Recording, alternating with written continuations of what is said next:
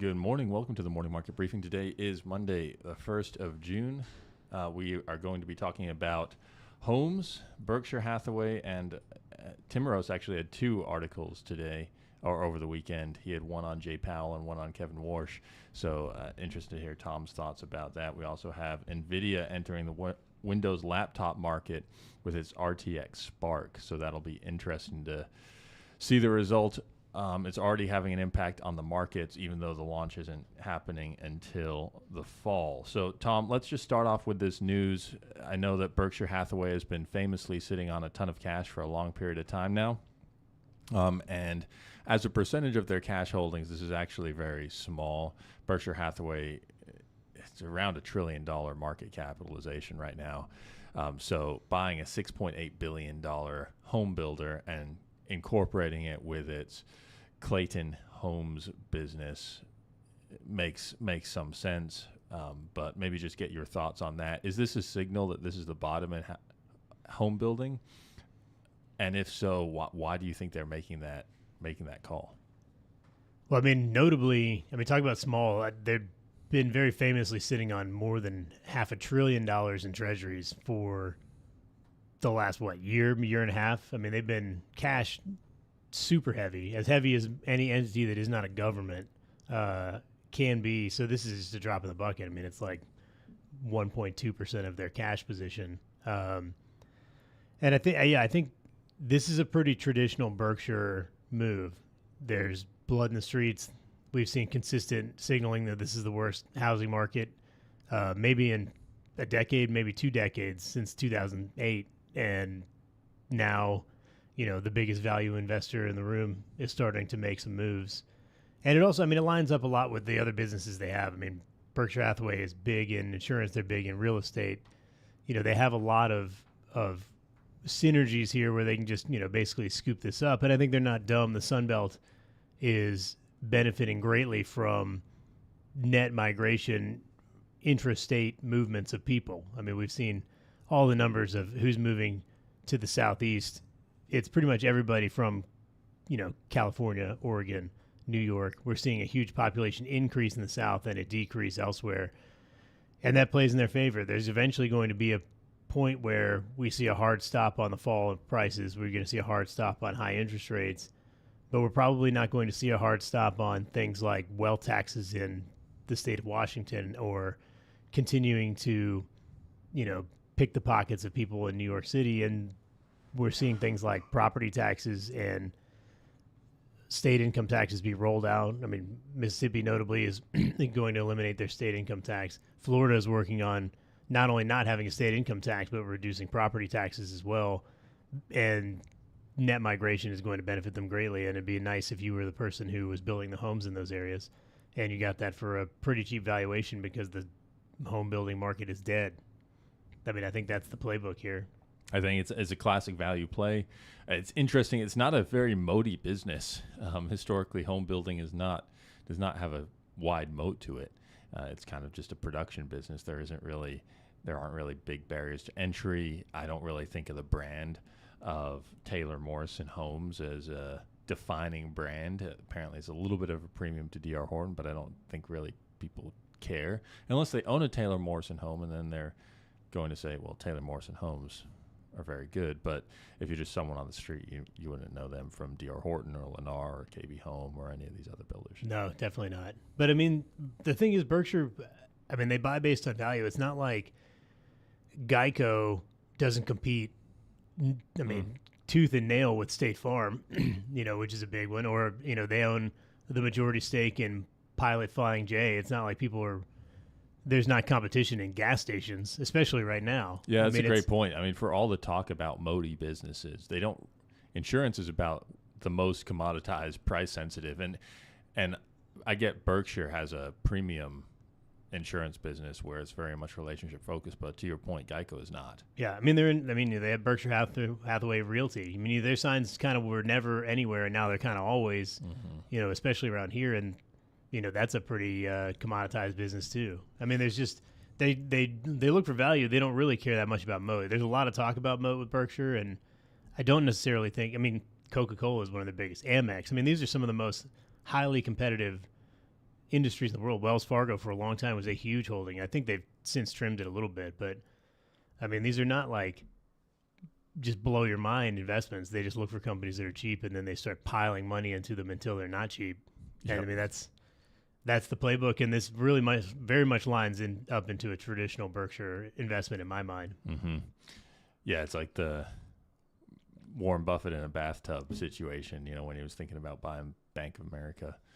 He said, I just came up with this idea. Yeah, I mean, listen, idea generation is the hardest part of this game, I think. So. Yep. You mentioned, if the housing market hits a wall and how interest rates may affect that. Well, Nick Timiraos of the Wall Street Journal came out with profiles about both Jay Powell and Kevin Warsh over the weekend. With respect to Powell, he said, so Powell was recognized and accepted an award for political courage over the weekend. And so Timiraos summarized his remarks and basically said that although most of the speech dwelled on, quote, lofty civic themes, he did allude to the reason that he's actually staying on the board at the Fed. And he says, essentially, as soon as we get into a point where people are pushed out of the Fed, whether forcibly or just the amount of political pressure forces you out, then the Fed loses its power. I mean, I would argue on the other hand, if you are in a position where you're being so political that you need to be forced out, then that's probably a problem too. I mean, that's, it kind of cuts both ways, but I don't know. Jay Powell has always wanted to be a hero. He's done a lot of work to try and position himself as a hero. And I think a lot of people think of him as a hero because he brought inflation down, but what really brought inflation down was the cessation of money printing. He was late, he was wrong, and then eventually it fixed itself. And he did raise interest rates, which needed to be done, but he did it at a pace that was agonizingly slow and then too fast. And then now he's positioning himself as a hero because he was wrong. Someone told him he was wrong and then said, hey, maybe you should stop being wrong. And he was like, well, I'm a hero of independence. So do you think that he's getting this award for political courage because he cut rates last year or because he's not cutting rates when he's no longer chair? Both. I think it's both. People forget they cut rates when inflation was net higher than it is right now, which somehow avoids all mention in the financial news media. But it was very conveniently right before an election where the economy was not showing real signs of life. As we recall, we called it the summer air pocket of 2023. I forget how long it's been. It's 24. Yeah. I don't know what day it is. It's Monday. Kevin Warsh was also profiled, and he's talked about this before. He hasn't had any new comments, but Timiraos said, just be careful because Warsh is talking about not looking at core PCE or CPI and looking at kind of where the underlying inflation numbers are and kind of looking through some of the noise. And Timiraos warns about being careful about changing your metrics to something like a trimmed mean. So the trimmed mean thing, I don't think really improves inflation because what you're ultimately trimming is inaccurate data.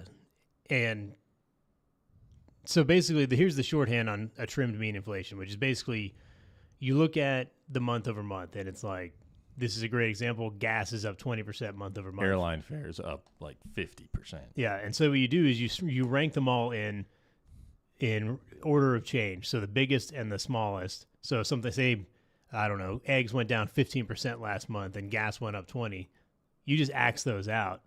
And then you have a rolling inflation that has different things that are trimmed out, but they're the biggest changers up and down each month. And so the idea is that you're getting a smooth basket because ultimately the trims are going to be different in theory. Now, when the trims continue to be the same, say gas goes up 20% a month every month for 6 months, then the trim mean starts to become wildly inaccurate because people are going to feel that, and it's not going to be like, well, we eliminated that, so inflation is actually only 2. I don't know that fixes anything, really. I think that what would fix it is making sure the data you do have is accurate and up to date. And I think that's the biggest problem they have. So I don't know if we go from CPI to trimmed inflation, from course PCE, they all kind of say the same thing, which is that inflation is somewhere between 1 and 3 or 1 and 4, I suppose, at this point. But the problem is the biggest component is obviously wrong. It's so obviously wrong. I can't stress it enough. We talk about it every call. And that's the fact that somehow it's costing people 4% more and housing prices are going up 4% year over year, according to CPI. But everywhere you look, housing prices are cratering and the housing market is dead. And Berkshire Hathaway is making inroads into home building, which would indicate that they're very undervalued and maybe dead on the vine, and they're going to wait for them to come back. I mean, those are probably the biggest indicators you can find. Where is Warren Buffett buying, or his Greg Abel, the new guy? Where is Berkshire Hathaway buying? It's where things are really distressed and very out of favor. Home building, shocker. But I did read an interesting op-ed, and I, at the moment of failing to remember where it was, but it was saying that Kevin Warsh is a Trojan horse, is what this one kind of put in, where he wanted to usher in a Hamiltonian-style central bank. And the idea was that in the current era where state inter-sovereign conflict at the economic level is so paramount, China's doing X, all these different, Europe is doing X, in order to benefit themselves on the world stage economically, we're in a position where we want our central bank to actually hamper us. We want to make sure that the central bank is working against the president. And that's the Jay Powell current method, is that we need to make sure that what he's trying to do to boost the economy has a big old blob of, I'll say, poop on its nose. You're going to make sure you just get right up underneath his nose and he's going to feel bad about it every day. And the idea of a Hamiltonian central bank would be that the central bank is actually a tool to economically empower the state within it operates. So the Fed could be like, hey, how do we make America better than every single country by using monetary policy to benefit us and no one else? And then that was basically the op-ed, is that's what Kevin Warsh wants to do. And they're arguing that's not Fed independence. But what's more independent than having a company that can dominate other countries because you're doing the correct monetary policy to make sure that you are at an economic advantage over all other countries?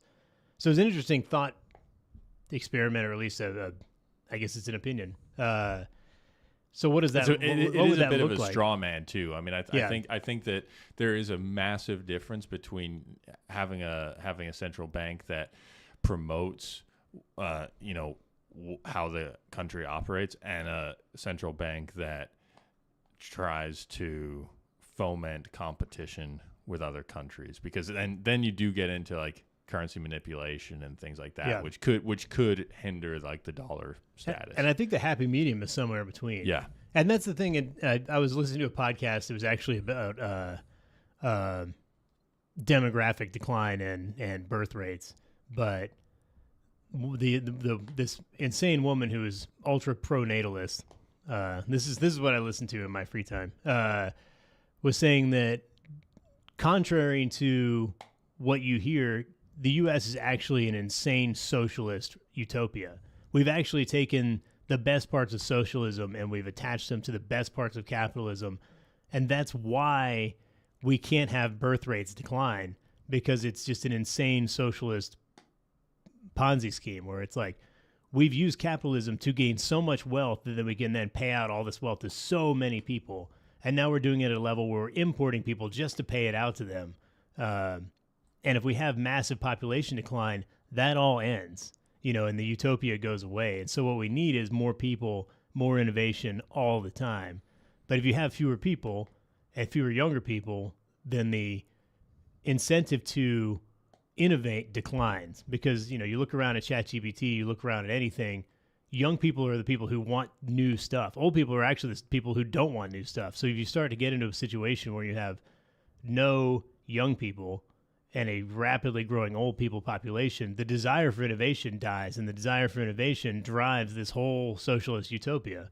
It was a wild argument. This lady was a little intense, and if I could show you a picture of her, you'd be like, yeah, this lady has some hardline opinions. The good news is, but it was an interesting, we do live in a socialist utopia. This is the best version of that you can get. China is not it. Cuba certainly is not it. So like, hey, let's just focus on the idea that like some of your ideas work and we're glad to have them, but the idea that we need to not have children, that the earth is going to light on fire and we're all going to die, it's actually not true. We're actually going to run out of people and the earth is going to probably have too much CO2 or too many trees here in the next 50 years. So let's all chill on that stuff. It was an interesting podcast though. Go ahead, Ben. Sorry. I have many comments, but I'll save them for the. We should do like a show which is just kind of on a different channel, but just kind of is like either the pre-market the pre-call show or the post-call show, because there's a lot of material there. I was thinking about this a lot this weekend. It's not on the agenda, but kind of going on from our Fed discussion, I would say that the Fed's quantitative tightening and rate increases have taken money supply out of the market and has really caused some significant impacts in the economy. Would that be fair? Yes. And so their balance sheet has come down by about $2.5, maybe $3 trillion over the last couple of years. I was thinking about this, and this is in the most liquid market in the world in short-term treasuries. Bigger than equities, bigger than anything. And then I was thinking, you were about to dump $2 trillion worth of new stock onto the market in the form of SpaceX shares. And I've been thinking to myself, this is going to be, you're going to need a lot of liquidity to eat this up. And it's just something that I'm continuing to consider, and it's going to be very interesting because I know that we spoke about this last week, but more information's kind of come to light, and I've done a little bit more work on this, but they've waived a lot of the rules that would mandate, S&P 500 inclusion, Russell 1000 inclusion. Usually you have to show profitability for 4 consecutive quarters on a GAAP basis. They've waived that. SpaceX loses money, so they would not have been in. And you also have to be publicly traded for at least a year, and they waived that as well. And so Standard & Poor's S&P 500 is going to have to buy the stock. All these index funds are going to have to buy the stock. Russell, any small cap, any Russell 3000 index is going to have to buy the stock. Broad market index. And so anyone who owns an S&P 500 index fund will now have, I don't know, call it about 3 or 4% of their portfolio, maybe, probably closer to 4% of your portfolio in SpaceX shares, which is very, I don't know, it makes me think. I don't have firm conviction on it right now, but it does make you think. What's concerning is that there's only 100% of any of these indices, be it Russell 1000 or Wilshire 5000 or the S&P 500. And this is going to be one of the biggest components because most of those are value weighted, market cap weighted. So if you have to squeeze 3% out of the S&P 500, where does it come from? And there's still going to be 500 companies. I think it's actually 502 because Google is in there, but like still, I mean, does it mean that Starbucks goes from being 60 bips to being 40 bips? I mean, where does it come from? It's going to squeeze somewhere, and they're going to be systematically required to sell that 3% of something to buy the 3% of SpaceX. And the question is, where does it come from? Or does it come from everywhere? I mean, and in theory, the biggest companies are going to get trimmed the most in terms of total valuation because that's where most of the money is. So if you're squeezing out, I mean, it's going to draw NVIDIA from say 8.5, 9, 8.5 to 8. Call it to 8, but 50 basis points of NVIDIA in every single ETF mutual fund portfolio on the planet is going to be a lot of selling. I mean, it's a lot of selling. It could be in the hundreds of billions of dollars day one. I mean, and that's going to be true of Apple. It's going to be true of Amazon. It's going to be true of Tesla as well. Though there are rumors that they're going to merge Tesla in there eventually and make their super robot space dreams come true. So, yeah, I don't know what that looks like, but it could get very, very choppy. Though you could argue the offset of everyone having to buy SpaceX, then you actually own it too, is going to push SpaceX to the moon, pun intended. So we'll see. I mean, it's really, or does just the more money come off the sidelines because we have all those I think all that cash. I think that's got to be the bull narrative, is that money comes off the sidelines to absorb that.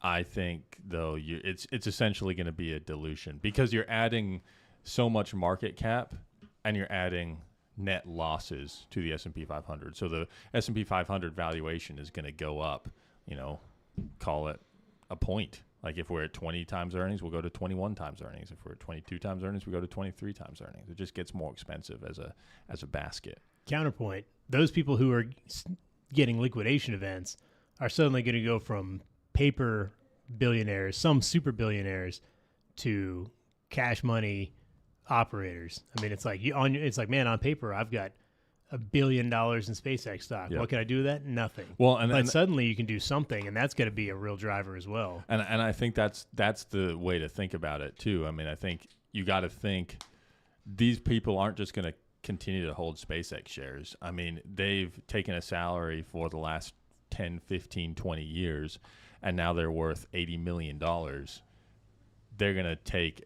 a large chunk of that and go buy a yacht. Man, they could go buy a house in the Sun Belt where, I don't know, SpaceX is located. Suddenly you're going to have a bunch of big ballers building big houses, and maybe Taylor Morrison's going to build them, and Berkshire Hathaway is going to pocket the difference. I mean, there's so many unknowns, but what we do know is there's going to be a massive wealth creation event that is going to flow in directly into the S&P 500 that may cause some wild gyrations because it's such a mass like creation of wealth, but it's going to be transferred to public shareholders and away from private shareholders. How many mailings do you think SpaceX employees are getting from Restoration Hardware right now? Oh, I've been getting these a short list suggested posts on LinkedIn from a guy who's a SpaceX shareholder specialist financial advisor, and it's like, okay, so what do you do a year from now? I mean, he's trying to position himself as being an OpenAI specialist. Yeah. And even if he gets one, that's a good book of business probably. So, interesting.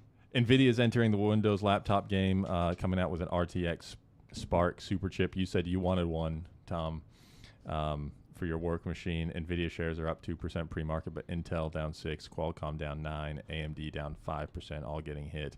In its most recent conference call, NVIDIA did say that they want to be a market leader in CPUs. Expect to be, I thought that was kind of meaning for the data center, but now they're going to go to consumer devices. So this is interesting. You see a convergence here of the GPU space and that technology with the traditional CPU space. I would say that I would call my barely works machine. But it's an interesting thought because if you think of like Meta as a company, what they've quietly done over time is mimicked other technologies, and then the ones they think are going to be the sharks closest to the boat, they buy, and then they start dominating that space. I mean, think Instagram, think Snapchat, all these different things that there's suddenly a new version of what they do. They can just buy them up or compete directly with them and put them out of business or make them irrelevant. Now, NVIDIA now has the fattest stack of chips at the poker table. They can start going after every other tech company. It's like, oh, we make these chips and they go into Microsoft computers. Well, guess what? We've got more money sitting in our garage than Microsoft has, and we can start making our own computers. And guess what? We can start to vertically integrate across the entire tech space. I mean, it could be that Jensen Huang, who presents himself as this nice guy. I used to scrub toilets in boarding school, yada, yada, yada. Suddenly there could only be one company, and who's going to stop him? Nobody. He's got more money than you do. And then everyone combined. I mean, it's kind of an interesting thought. Between Warren Buffett, Greg Abel at Berkshire Hathaway, and Jensen Huang today at NVIDIA, it's like these guys are absolute killers, but they come off the nicest guys in the world. I mean, did you see the Wall Street Journal hit piece on Bill Gates? Yeah. Saying that, they basically worked as hard as they could to make him seem like a real nice guy, and it turns out he was an absolute scumbag. I mean, who's to say which one of these guys? I mean, like Zuckerberg, I think, does a bad job at hiding it, and everybody kind of knows. But which of these guys could be that guy? I guess we'll find out. But Jensen Huang, I mean, universally celebrated that guy. Perhaps he could, at a certain time, Bill Gates was the big tech guy who was universally celebrated and wore glasses and a goofy leather jacket, and then we found out he was a scumbag. So who knows? I mean, everything's on the table. You know, we only know what we know, and there's plenty of discussions behind closed doors, I'm sure. ISM Manufacturing today. We'll be watching that and give you a report tomorrow. With that, have a great day, and we'll see you tomorrow. Bye.